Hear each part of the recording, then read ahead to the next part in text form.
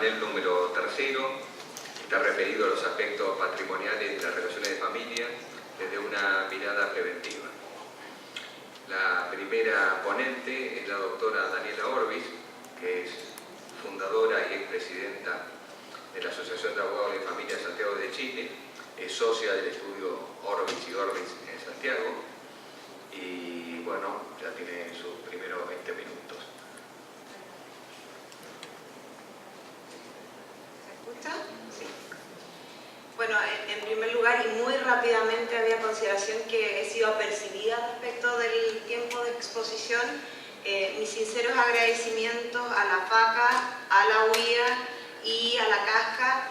A mí me parece que estas instancias son una excelente oportunidad de intercambio, espacios de reflexión, en que además poder observar las distintas formas en que cada país ha resuelto sus distintos conflictos en diversas materias nos permite conocer esa experiencia y aquellos que todavía no hemos implementado determinados sistemas o determinadas legislaciones, darnos cuenta que es perfectible a costa de la experiencia de los otros países. Y por otra parte, porque efectivamente es en estas instancias donde logramos visualizar cuáles son los grandes nuevos temas a los cuales se ve enfrentada la profesión de abogado, cuáles van a ser aquellos temas que vamos a tener que poner énfasis en el ejercicio de la abogacía. Y me refiero especialmente al título que nos propuso el doctor Cruz para efectos de este panel, una mirada preventiva del derecho de familia. Nosotros en nuestro despacho, nuestra experiencia profesional, básicamente como litigante, nos ha conducido a determinar que hay que hacerse cargo de una mirada preventiva del derecho de familia. ¿Por qué? Porque esta especialísima judicatura, que es la del derecho de familia, no está resolviendo en tiempo y forma los verdaderos problemas de la gente. Eso significa que el sistema judicial no está dando las respuestas a los verdaderos conflictos que tienen las partes y que someten a conocimiento de los tribunales. En Chile diría yo que especialmente porque se ha preferido un criterio de eficacia en términos de gestión. Vale decir, en Chile lo más importante hoy día en materia de tribunales de familia es la gestión. Cuántas causas ingresan y cuántas causas se terminan. El problema es cómo se terminan esas causas. ¿Cuál es la calidad de las sentencias que están dictando estos tribunales? Porque las prioridades se están poniendo en los tiempos y no en la calidad del conocimiento del tribunal ni de la resolución del juez. Y eso implica consecuencias para las partes que son aquellas que nosotros atendemos en términos de que salen con una sentencia pero no salen con un conflicto resuelto. Y eso ya sea que genera mayores conflictos en materia de familia o un regreso al sistema, un regreso permanente al sistema. Entonces hemos podido percibir que efectivamente el fondo se resuelve y aumentan sustancialmente las causas que nosotros llamamos de cumplimiento, de exigencia de cumplir aquello que estos fallos determinaron. Por otra parte, que es un tema no menor en Chile, está el costo del proceso.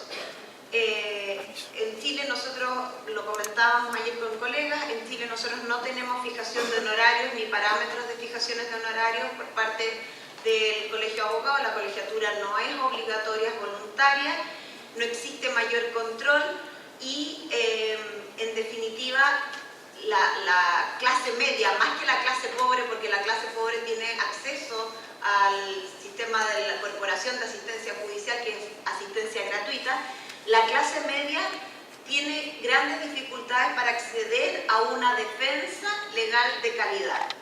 Entonces aparecen bien defendidos los más pobres y los más ricos. Y este fragmento intermedio carece de una real asistencia para resolver sus conflictos de familia. En esta reflexión que hemos hecho con los colegas en la oficina nos hemos dado cuenta que muchos de los conflictos, la gran mayoría de los conflictos de familia, dicen relación con la falta absoluta de previsión. Y ahí uno se pregunta, bueno, ¿por qué? Yo creo, y es una opinión bastante personal y quizás poco fundamentada, que es un problema cultural. En Chile la gente se casa por amor. Ayer un colega me decía, bueno, pero ¿cómo? ¿Y tienen separación total de bienes? ¿Y entonces para qué se casan? Y le digo, bueno, los hijos, bueno, pero si uno puede tener hijos sin casarse. Sí, no tuve mucha explicación. Porque en Chile está el concepto que nos casamos por amor. Y entonces, si nos casamos por amor, no discutamos aspectos patrimoniales vulgares que enturbian el amor. Y entonces nos embarcamos en esta aventura del matrimonio sin tomar previsiones de ninguna índole.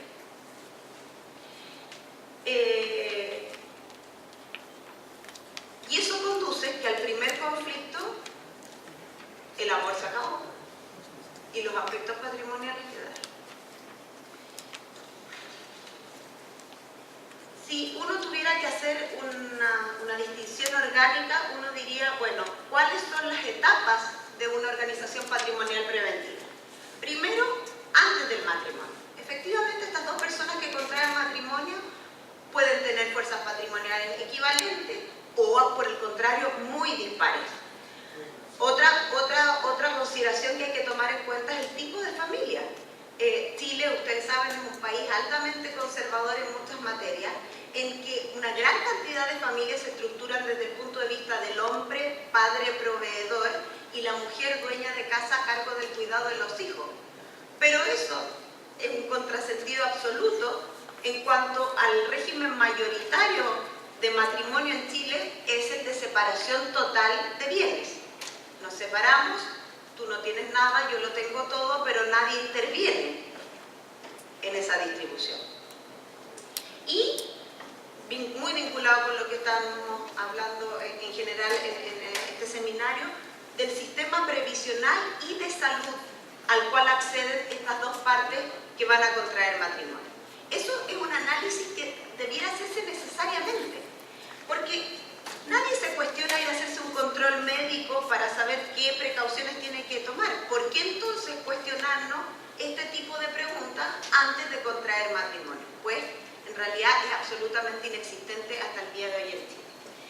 Y también ex ante y no ex post, analizar las nuevas instituciones que rigen en materia de derecho de familia en Chile. Vale decir, primero, regímenes matrimoniales. Nosotros tenemos 3 regímenes matrimoniales: separación de bienes total o parcial, sociedad conyugal, comunidad de bienes y participación en los gananciales. Evidentemente, va a depender qué opción tomo dependiendo de lo anterior, fuerzas patrimoniales de las partes, tipo de familia que quiero formar, etc. Segunda, la existencia de la institución de los bienes familiares. Cuando un matrimonio va a adquirir un inmueble, debería considerar que existe la institución de los bienes familiares, cómo se plantea frente a esa situación, etc. Tercero, compensación económica. Nosotros tenemos una institución que ustedes están discutiendo en su modificación del Código Civil, que está establecido para aquel cónyuge que se dedicó preferentemente al cuidado de la familia. Bueno, cuando yo antes de casarme, si planeo el tipo de familia que voy a tener, debería considerar que frente al eventual quiebre, que nadie lo quiere, pero que sabemos que puede suceder, porque ya en Chile reconocemos el divorcio a partir del año 2004, ¿qué va a pasar con esa eventual compensación económica? Y finalmente, que no tiene que ver con el quiebre matrimonial, pero sí con la organización patrimonial de la familia, los derechos hereditarios. ¿Cómo me voy a plantear frente a esa situación? ¿Cómo garantizo al grupo familiar frente a esa situación? Partamos por qué posibilidades tenemos en Chile de hacer una prevención, planear la organización patrimonial familiar. El artículo 1715, que ustedes lo pueden ver ahí, habla sobre lo que los norteamericanos dicen los prenup, lo mismo el sistema anglosajón. Nosotros le llamamos las capitulaciones prematrimoniales o matrimoniales, pero en definitiva son pactos prenupciales. ¿Cómo se pueden hacer los pactos prenupciales en Chile? En el mismo acto del matrimonio. Pero, señor, en el mismo acto del matrimonio, si usted va a hacer capitulaciones matrimoniales, solamente puede establecer los regímenes patrimoniales. Puede optar por la separación de bienes, total de bienes, o por la participación en los gananciales. El régimen de comunidad conyugal, de sociedad conyugal, es el régimen subsidiario. Se le aplica al que no hace una manifestación de querer otro. Por lo tanto, no hay ahí una real capacidad de planear la organización patrimonial de la familia. Lo puede hacer de otra manera, a través de una escritura pública, pero antes de la celebración del matrimonio. Y eso implica que este matrimonio, esta pareja que se ama, se puso a discutir de plata antes de contraer matrimonio. Muy feo, muy mal. Ahora, las capitulaciones matrimoniales, a diferencia de lo que nos gusta a nosotros los abogados ver en las series televisivas, no permiten regular ningún aspecto distinto que los patrimoniales. Vale decir, no podemos, como adultos, con libre albedrío, con autonomía de la voluntad, decir, mira, para nosotros el tema de la infidelidad no es relevante.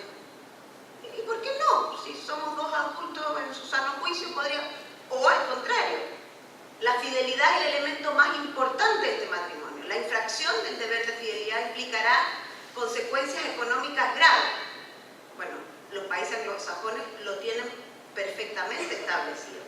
Condiciones para mayores o menores compensaciones al final del matrimonio, cantidad de hijos, la imposibilidad de procrear, etc. Todo eso en Chile no es posible regularlo porque se entiende que estas normas en materia de familia son normas de orden público y no pueden ser alteradas a voluntad por las partes que son las víctimas de estas estipulaciones. Segunda institución, rápidamente en estos 20 minutos que tengo, que podemos concebir. Nosotros ya tenemos la compensación económica y surge básicamente de lo que yo les explico, que el régimen de separación de bienes, pese a que la ley no lo indica, se ha transformado en el régimen general de bienes en el matrimonio. Entonces sucedía esto, ¿no? La mujer se quedaba con todos los hijos y el marido se quedaba con todos los bienes. Bueno, y eso hace que sea complejo, ¿no? El artículo 61 de la nueva ley de matrimonio civil señala quién tiene derecho a compensación económica. Tiene derecho la persona que se dedicó a los hijos y el hogar común, que no pudo desarrollar una actividad lucrativa o la desarrolló en menor medida de lo que quería y podía, y que como consecuencia de estas antecedentes se le produce un menoscabo económico. Si ustedes se dan cuenta, el criterio es completamente subjetivo. ¿Cómo se establece si quería? ¿Cómo prueba la mujer si quería trabajar? Si en la intimidad del hogar discutieron, mira, mejor tú cuida a los niños por lo menos hasta que tengan 6 años y yo salgo a trabajar. ¿Cómo lo vamos a probar eso en un litigio? La jurisprudencia que tenemos hasta ahora y la mayoría de la doctrina, cuando habla de dedicación a los hijos y el hogar común, se ha mencionado la palabra consagración. O sea, una cosa casi religiosa. ¿Ah? Entonces, por cierto, aquellas mujeres que trabajamos y por teléfono disponemos el menú de la casa y ya mandamos a buscar a los hijos, no estamos consagradas. No nos hemos consagrado como corresponde. Las mujeres que tienen servicio doméstico, ¿pero cómo va a estar consagrada si no hizo el aseo, no cocinó? No hubo consagración ahí.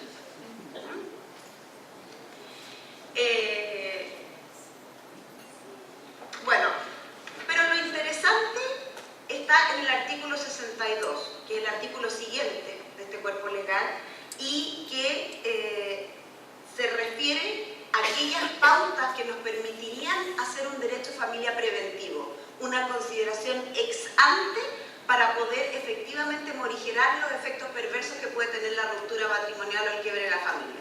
Porque el artículo 62 nos da un listado de cuáles son los parámetros que se van a considerar para efectos de determinar la existencia y el monto de la compensación económica. Y entonces ahí tenemos duración del matrimonio de la vida en común, si situación patrimonial de cada una de las partes, edad y estado de salud, que está íntimamente vinculado con el sistema previsional, y situación en materia de beneficios previsionales y de salud. Absolutamente relevante porque aquellas mujeres, como lo explicó el doctor Matamala antes de mi exposición, las mujeres que se dedican a las labores del hogar en Chile no tienen ningún sistema previsional, no optan a ningún tipo de previsión. Por lo tanto, este elemento ha resultado ser en la práctica, en la aplicación de la compensación económica, un elemento absolutamente relevante. Cualificación profesional de las partes, posibilidades de acceso al mercado laboral, colaboración a la actividad lucrativa del otro cónyuge y buena o mala fe, que es como una bolsa de gato que ha estado muy poco determinada y depende del juez a qué la va a atribuir. Respecto de la relación entre estos conflictos de familia y los fondos previsionales, como ese es un elemento a considerar al momento de establecer la existencia del menoscabo económico y la cuantía de la compensación, se dan cuenta al poco andar de la ley que es muy importante el tema de las cotizaciones previsionales. ¿Y qué pasa? Introducen una modificación en la ley de AFP y señalan como compensación económica el marido le puede traspasar a la mujer hasta el 50% de sus fondos de cotización previsional. Pero, ¿en qué se transforma esto? Que suena muy bien, ¿no? Suena fantástico, compartimos. Esto significa en que se empobrecen dos. No es que haya un subsidio que permite duplicar o aumentar para efecto de la mujer, no. Había uno que quizás iba a tener una pensión relativamente digna, ahora hay dos que van a tener pensiones indignas. Esa es la realidad de la situación. En Chile existen rápidamente dos tipos de cotizaciones. El ahorro previsional obligatorio, respecto del cual no tenemos disponibilidad patrimonial, ¿vale? Es decir, la ley nos obliga a hacer la cotización y nosotros no podemos disponer libremente de esos fondos de modo alguno, ¿ok? Y ese ahorro previsional obligatorio se puede usar para efectos de pagar en todo o en parte esta compensación económica. Tiene una restricción que consiste en que no puede superar el 50% de los fondos, pero con una letra chica.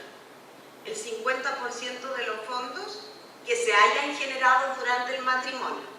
O sea, si me casé con uno que llevaba trabajando 20 años y lo agarro trabajando 10 más, casi nada. Y el ahorro previsional voluntario en que sí hay libre disponibilidad, pero que al disponer de ello se aplica una tasa tributaria muy alta. Entonces no hay incentivo para disponer de esos dinero porque en realidad está creado para una optimización de la carga tributaria, más que para fines previsionales.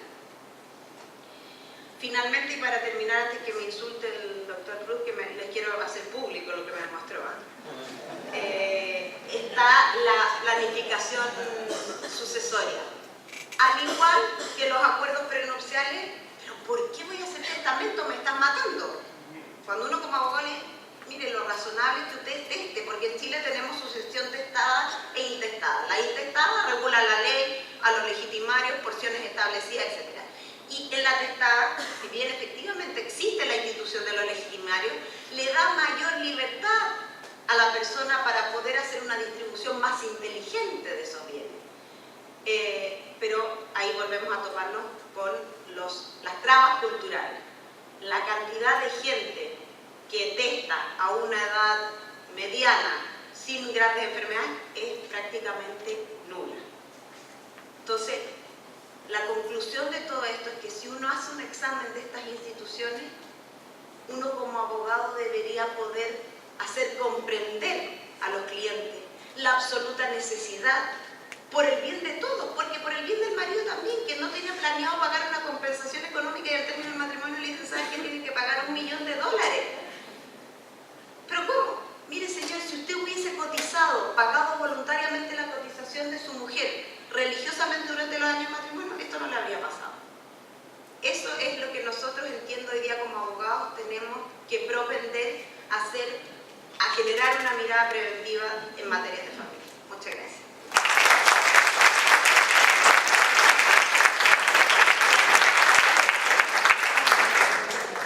Muchas gracias, Daniela.